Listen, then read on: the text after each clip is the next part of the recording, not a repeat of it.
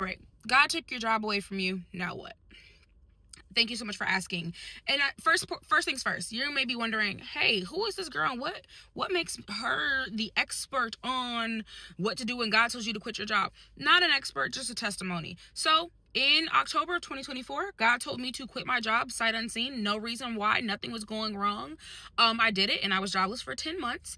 And then I got a job, and 3 months into that job, was just laid off.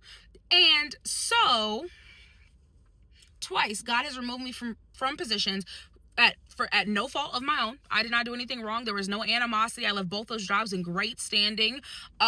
Both those jobs also said that they would welcome me back in great standing.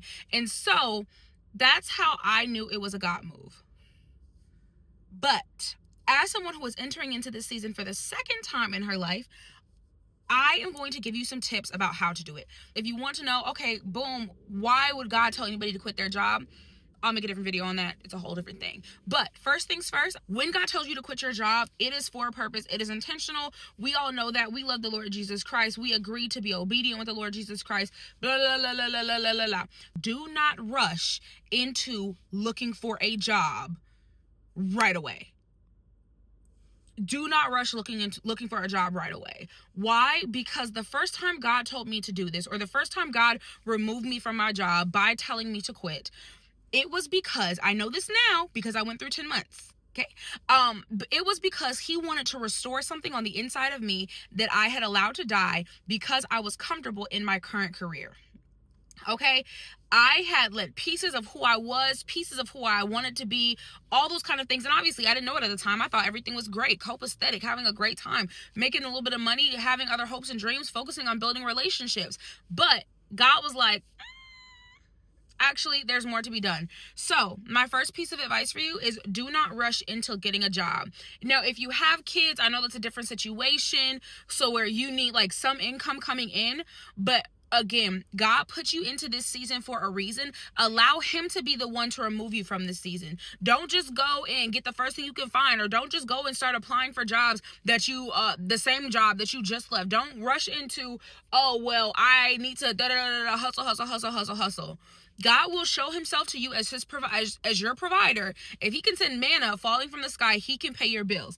Take the time to really sit and listen to God. God is not just going to take your job away from you, again, via resigning, via termination, via being laid off, via being furloughed, via whatever. God is not just going to let that happen to his children without there being a purpose behind it.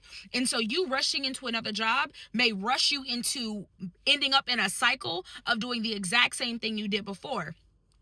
Also, I have met people, so many people, especially in this last season of where I was.